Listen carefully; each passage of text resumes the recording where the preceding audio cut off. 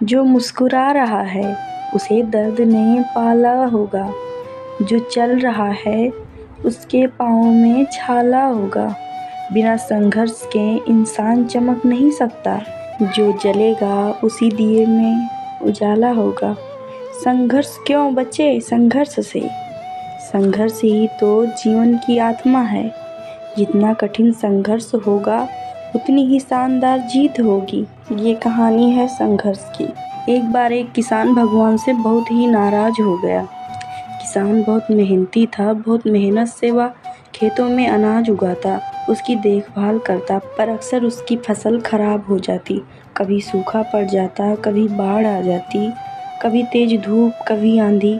कोई ना कोई कारण बन ही जाता कि उसकी फसल खराब हो जाती।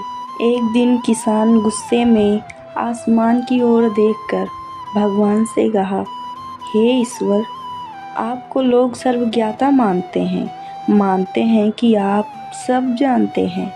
कहते हैं कि आपके इच्छा के बिना एक भी पत्ता नहीं हिलता, पर मुझे तो लगता है आप छोटी से छोटी बात भी नहीं जानते।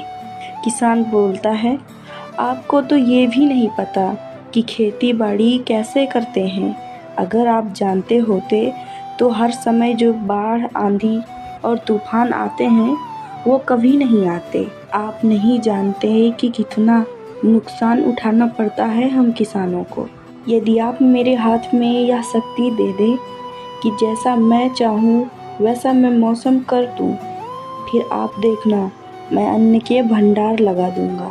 भगवान इस किसान के तीखे वाक्य सुनकर मुस्कुरा रहे थे और वह किसान के सामने प्रकट होकर बोले, मैं आज से तुझे यह शक्ति देता हूँ कि तुम अपनी खेतों पर तुम्हारी जैसी इच्छा हो तुम वैसा मौसम कर दोगे।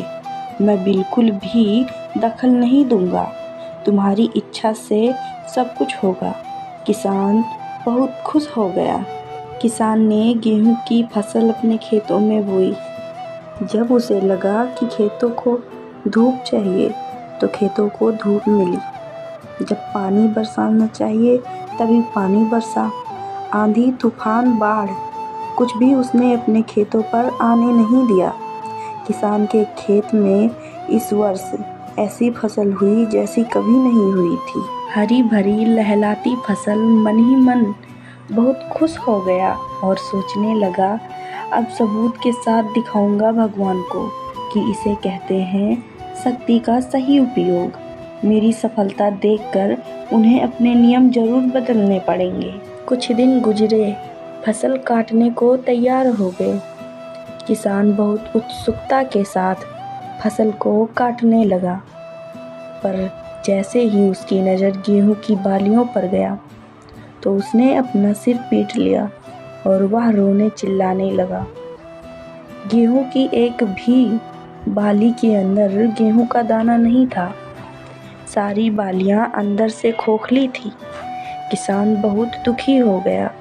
उसने भगवान को रोते हुए फिर पुकारा, हे प्रभु, तुमने ये मेरे साथ क्या किया? क्या तुमने मुझे कोई सजा दी? भगवान बोले, पुत्र, ये तो होना ही था। तुमने पौधों को संघर्ष करने का मौका ही कहाँ दिया। न तेज बारिश से सहने दिया और ना ही धूप में तपने दिया। एक भी चुनौती का सामना तुमने उन्हें नहीं करने दिया। इसलिए सारे पौधे अंदर से खोखले रह गए।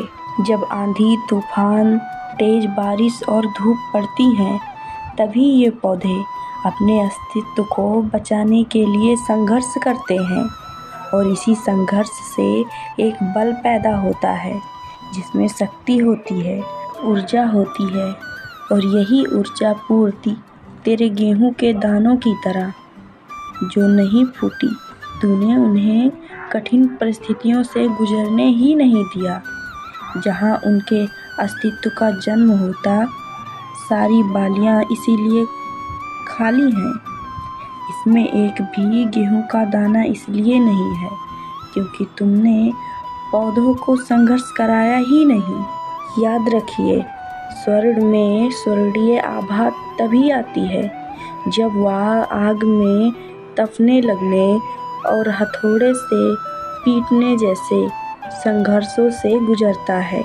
इसी तरह यदि हमारी ज़िंदगी में कोई संघर्ष ही ना हो, कोई चुनौती ही ना हो, तो हम भी गेहूं की बालियों की तरह खोखले रह जाएंगे।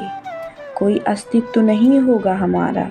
विपरीत परिस्थितियाँ, चुनौतियाँ, समस्याएं हमें और अधिक निखारती हैं। यदि जीवन में कठिन परिस्थितियाँ और चुनौतियाँ आएं, तो घबराना मत, बल्कि सामना करना, विश्वास करना कि आप और अधिक निखर जाओगे। किसी ने कितना सही कहा है, जिंदगी जीना आसान नहीं होता, बिना संघर्ष कोई महान नहीं होता। जब तक ना पड़े हथौड़े की चोट, तब तक पत्थर भी भगवान नहीं होता।